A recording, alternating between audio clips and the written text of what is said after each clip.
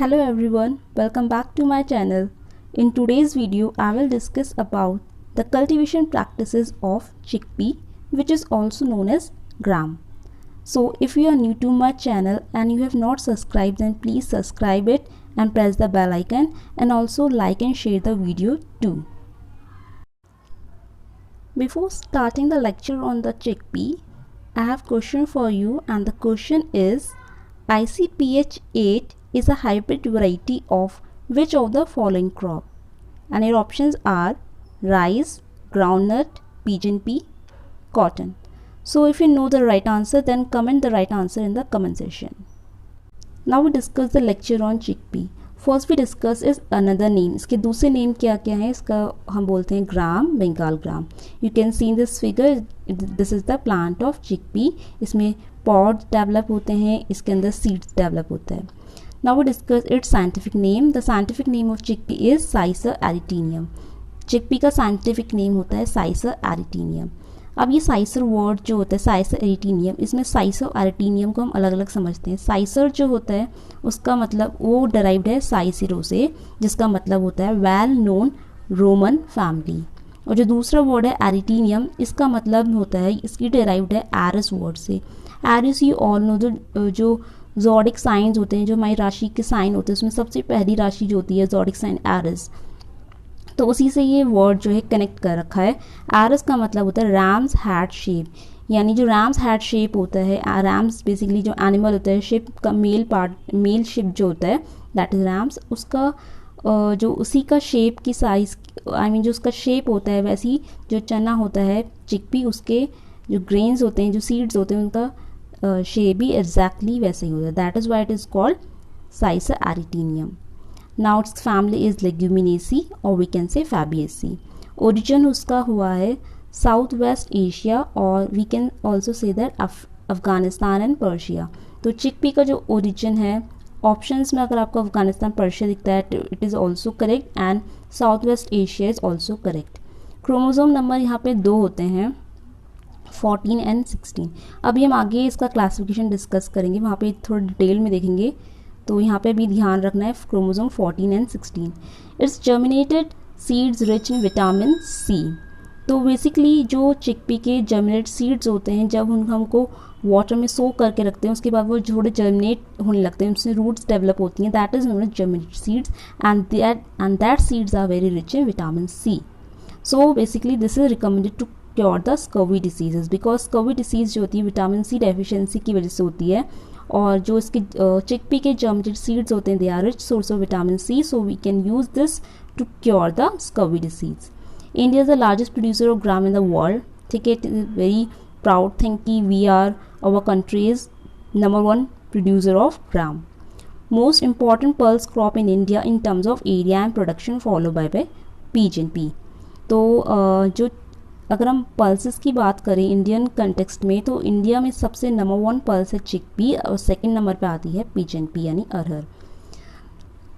Next point is sour taste of leaves and pods. अब इसके लिए जो सॉ टेस्ट होता है, जो इस प्लांट की लीव्स होती हैं, पॉड्स होती हैं, उनमें सॉ टेस्ट डेवलप होते हैं, और सॉ टेस्ट बेसिकली डेवलप होता है एसिड्स की वजह से. यहाँ पे 2 एसिड्स होते हैं, malic acid and oxalic acid. तो यहाँ पे इनकी जो लीव्स और पॉड्स होते हैं, उसमें 90 to 96% मैलिक एसिड पाया जाता है, और 4 to 10% ऑक्सैलिक एसिड. तो मीन्स ज़्यादा एसिडिटी के लिए जो रिस्पॉन्सिबल होता है वो मैलिक एसिड है. इसके अलावा ये एक C3 प्लांट है, लॉन्ग डे प्लांट है. लॉन्ग डे प्लांट जनरली जो रबी सीजन के क्रॉप्स होते हैं वो लॉन्ग डे होते हैं. तो chickpea is also one of rabi season crop and it is a long day plant. Germination में हाइपोजियल होता है. एरियन प्रोडक्शन की बात करें तो सबसे ज़्यादा एरिया इंडिया में मध्य प्रदेश में है, then follow by Maharashtra and Andhra Pradesh. Production में again Madhya Pradesh is first, but productivity जो है वो आंध्र प्रदेश की सबसे ज़्यादा है in case of chickpea. Next we discuss is classification. तो हमें जनरली जो ग्राम होता है यानी चना, जिसको हम हिंदी में बोलते हैं, 2 तरह के होते हैं. ठीक है, एक होता है ब्लैक वन, जिसको हम कॉमनली हिंदी में चना ही बोलते हैं, और एक होता है वाइट और थोड़ा सा येलो कलर का जो दिखता है, that is known as kabuli chana, और we can say that simply हम कॉमनली बहुत ज़्यादा इसको बोलते हैं छोले. तो अभी इनका हम क्लासिफिकेशन देखते हैं. तो जो ब्लैक वन होते हैं दैट इज नोन एज देसी और ब्राउन ग्राम. तो इसको हम बोलते हैं देसी और ब्राउन ग्राम. इसका साइंटिफिक नेम जो हमने डिस्कस करते हैं ना, साइसा एरिटीनियम, ये वही होता है साइसा एरिटीनियम। इसका क्रोमोसोम 14 भी हो सकता है और 16 भी हो सकता है। इसके अलावा जो दूसरी कैटेगरी है वो है काबुली चना या फिर वाइट ग्राम जिसको बोलते हैं। इसका साइंटिफिक नेम काबुली से याद रखना है, साइसा काबुलियम, और इसका क्रोमोसोम होता है 16। तो देसी वाला जो था एरिटीनियम उसमें 14 और 16 होता है, जबकि जो काबुलिनियम था उसमें 16 ही क्रोमोसोम होता है। इसके अलावा जो देसी वाला होता है जो कि ब्राउन कलर के सीड्स होते हैं, फिगर में आप देख सकते हैं ये जो होता है ब्लैक कलर के होते हैं, और जो काबुली होता है वो इस तरह से लाइटिश येलो वाइट होता है, ठीक है। इसके अलावा जो ब्राउन वाला होता है it is short and highly branch, ये इसकी जो हाइट होती है थोड़ी कम होती है और ब्रांचिंग बहुत ज़्यादा होती है, जबकि जो काबुली होता है वो बहुत टॉल होता है, ब्रांचिंग उसमें कम होती है। देसी के जो सीड्स होते हैं ब्राउन होते हैं, we can see easily here, और उसका सीड साइज जो होता है छोटा होता है, बट काबुली जो सीड्स होते हैं वाइट होते हैं और जल्दी बोल्ड साइज होता है इनका। जो देसी चना होता है दिट इज़ गुड ईल्डर, बट काबुली की जो ईल्ड होती है एज़ कम्पेयर टू देसी वो थोड़ी सी कम होती है। टेस्ट वेट इसका जो होता है, क्योंकि अब जो देसी वाला चना है उसका साइज़ छोटा होता है, तो दैट इज़ वाई इसका टेस्ट वेट भी कम होता है, 140 to 259 ग्राम्स। और जो काबुली था उसका सीड साइज़ बड़ा होता है, तो उसका टेस्ट वेट भी ऑब्वियसली ज़्यादा होगा, that is 260 to 450 grams. Total share in the production is 80% of देसी ग्राम। तो देसी ग्राम का जो टोटल प्रोडक्शन शेयर है वो 80% होता है, काबुली वाले का 20% होता है। मींस इंडिया में सबसे ज़्यादा पॉपुलर जो है वो देसी है, क्योंकि उसका 80% शेयर है, सबसे ज़्यादा ग्रो होता है, और जो काबुली वाला है वो 20% उसका शेयर होता है। Now we discuss the important varieties related to chickpea. तो चिकपी की जो मोस्ट इम्पॉर्टेंट वेराइटीज़ हैं वो हैं, first one is Chafa, it is first variety. तो ये सबसे पहली वेराइटी है चिकपी की, तो सबको पता होना चाहिए कि सबसे पहली फर्स्ट वेराइटी है चिकपी की चाफा। This is medium grain size and early maturing, इसकी जो मेच्योरिंग होती है 105 to 110 डेज में मेच्योर हो जाती है। Next variety is Pusa 256 which is also known as BG 256, ये रेनफेड कंडीशन की वेराइटी है। Next is C235, this is for dryland condition and tolerant to ascochyta blight. Ascochyta blight basically एक disease होती है चिकपी में, तो जो ये वेराइटी है पर्टिकुलरली C235, ये पर्टिकुलरली एस्कोकाइटा ब्लाइट डिसीज़ के लिए टॉलरेंट शो करती है। तो अगर आपके एरिया में एस्कोकाइटा ब्लाइट की प्रॉब्लम ज़्यादा होती है चिकपी में, तो हम ये वेराइटी प्रीफर कर सकते हैं। Next one is Gaurav, it is also again ascochyta blight resistant.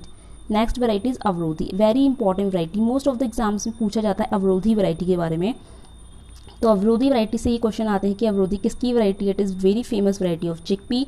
Plus एक क्वेश्चन आता है कि इसमें किस डिसीज़ के लिए रेजिस्टेंस है, it is resistant to wilt disease. तो विल्ट भी एक डिसीज़ होती है, तो ये विल्ट डिसीज़ के लिए रेजिस्टेंट है। अपर्णा बेसिकली जो वेराइटी है इसके ग्रेन्स जो होते हैं हमेशा ग्रीन रहते हैं। तो अभी हमने ब्राउन कलर के ग्रेन्स देखे थे और येलो वाइट के देखे थे, बट जो अपर्णा वैरायटी है ये इसके ग्रेन्स ग्रीन रहते हैं। अदर वैरायटीज़ में इंपॉर्टेंट वैरायटीज़ है Radhe, RSG 888, HD 208, Gangaur variety जिसको हम GNG 1581 बोलते हैं। इसके बाद वरदान जिसको हम GNG 663 बोलते हैं, और सम्राट वैरायटी का दूसरा नाम है GNG 469।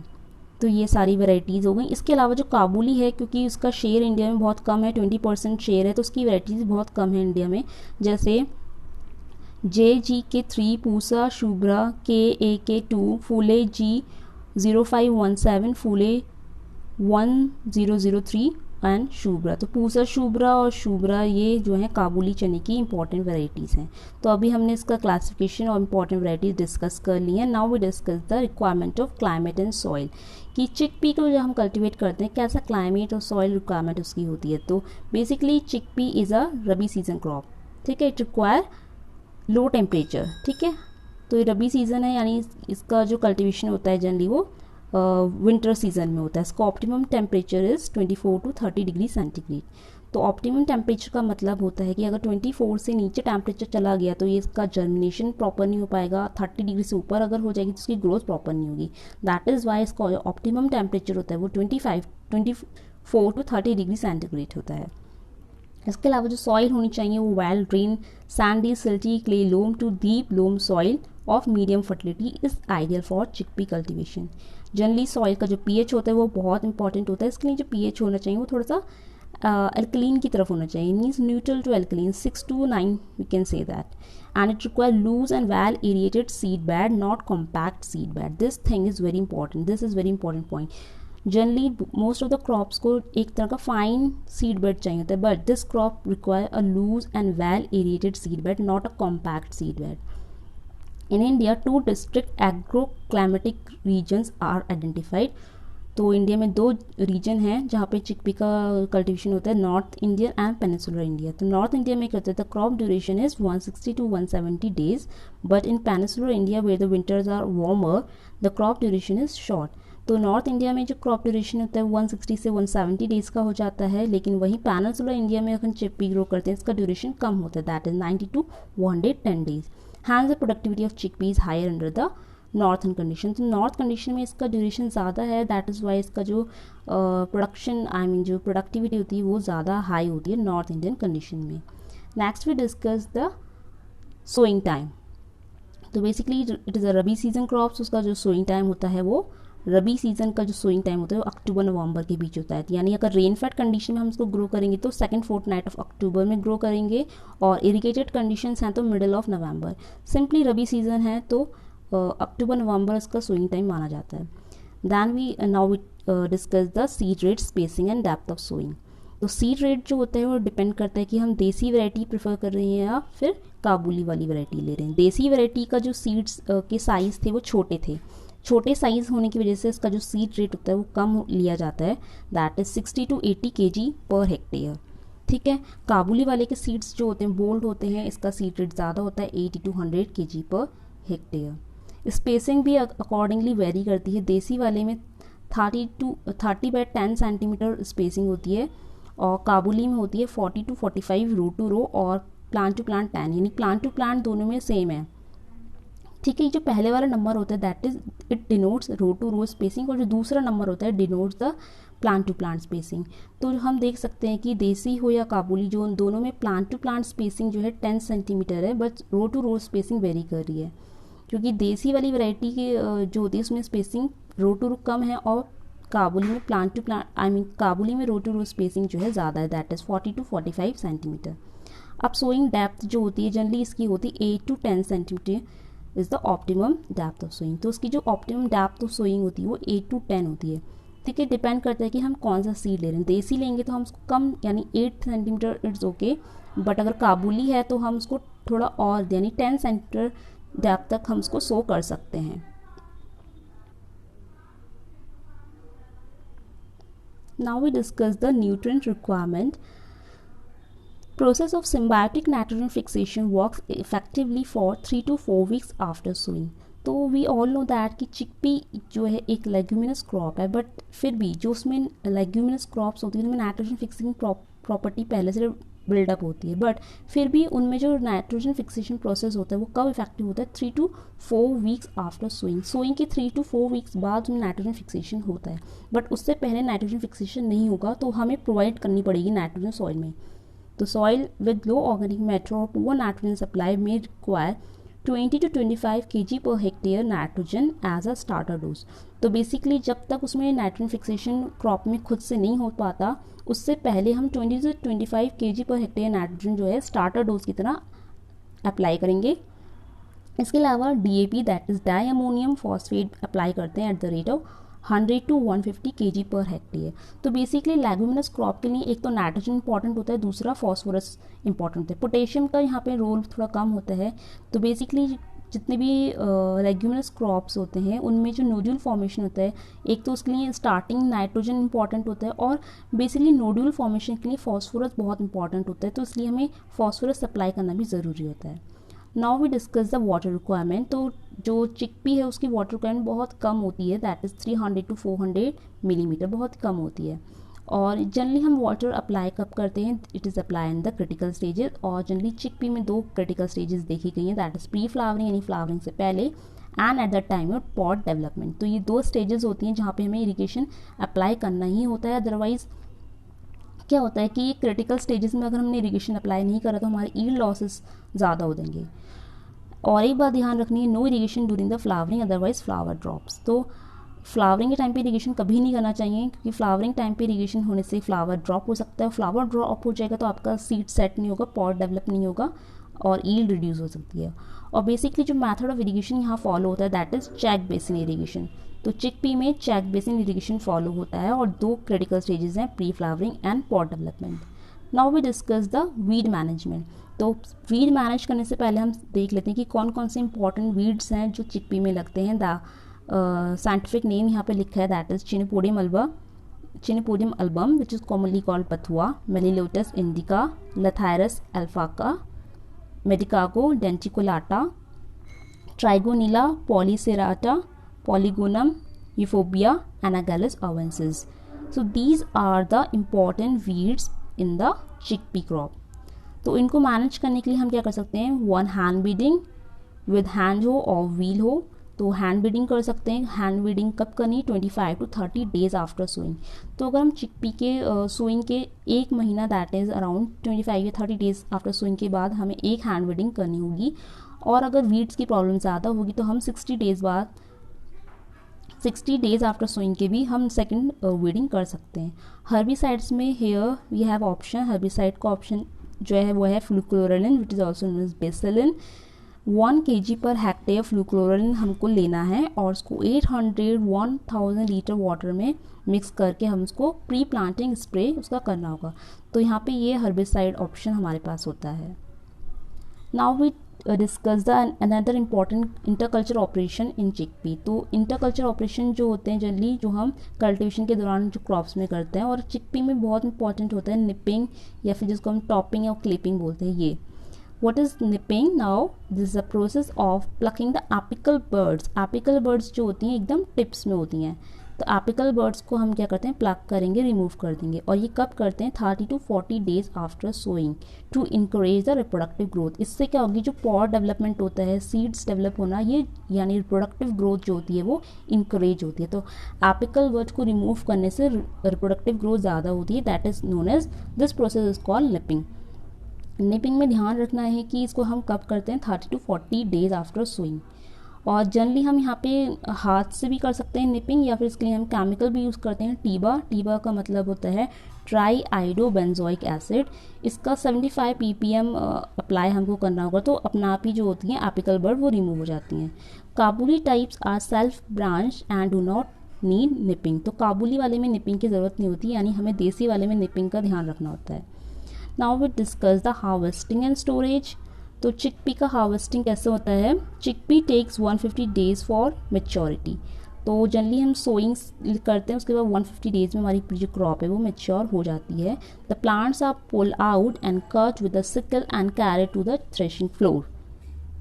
तो हार्वेस्ट करने के बाद हम क्या करेंगे, इसको थ्रेशिंग फ्लोर में ले जाते हैं। उसके बाद हम इसकी वहाँ पे इसकी ड्राई करेंगे proper, sun dry for about a week. If it is threshed under the feet of cattle or by beating with stick। तो थ्रैशिंग जनरली हम कैसे करते हैं, जो कैटल्स होते हैं उनके पैरों के नीचे इसको दबाएंगे तो भी थ्रैशिंग हो जाती है, फिर हम उसको स्टिक से बीट करेंगे तब भी थ्रैशिंग हो जाती है। थ्रैशिंग करने के बाद हम प्रॉपर सीड्स को ड्राई करेंगे। ड्राइंग इज़ वेरी इंपॉर्टेंट, क्योंकि अगर हम प्रॉपर ड्राई नहीं करोगा और ऐसे ही स्टोर कर देंगे तो हमें फंगल इन्फेक्शन जो होता है वो उसमें शो होगा। तो फंगल इन्फेक्शन या किसी भी और तरह का डैमेज क्रॉप में ना हो, इसलिए हम उसको प्रॉपर ड्राई करते हैं। तो dry seeds should be stored at 8 to 10% moisture. तो ये बहुत ही इंपॉर्टेंट पॉइंट है यहाँ पे कि स्टोरेज के दौरान मॉइस्चर कितना होना चाहिए। तो जनरली जितने भी पल्सेस क्रॉप होते हैं, हमने पहले ही पढ़ा था, पल्स क्रॉप के लिए जो लिमिट सेट हुई है मॉइस्चर की वो है 8 to 10%। तो इसी मॉइस्चर लेवल पे हमें चिकपी को स्टोर करना होगा।